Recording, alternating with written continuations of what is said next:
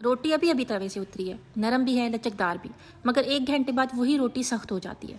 मोड़ें तो टूटने लगती है, चबाएं तो खाई नहीं जाती। फिर हम कहते हैं कि शायद आटा ठीक से गूंदा नहीं है, या आटा गूंदते हुए उसमें पानी कम डाल दिया हमने, या फिर रोटी को शायद ज़्यादा पका लिया। मगर मसला अक्सर वहाँ नहीं होता। ज़्यादातर रोटी उतारने के बाद सख्त होती है, और वजह है नमी का आहिस्ता आहिस्ता निकल जाना। जब रोटी को तवे से उतारते हैं तो उसे खुला नहीं छोड़ना चाहिए, क्योंकि अगर खुला छोड़ेंगे तो उसकी सारी भाप बाहर निकल जाएगी, और जैसे जैसे भाप बाहर निकलेगी उसकी नमी कम होती जाएगी और रोटी सख्त होती जाएगी।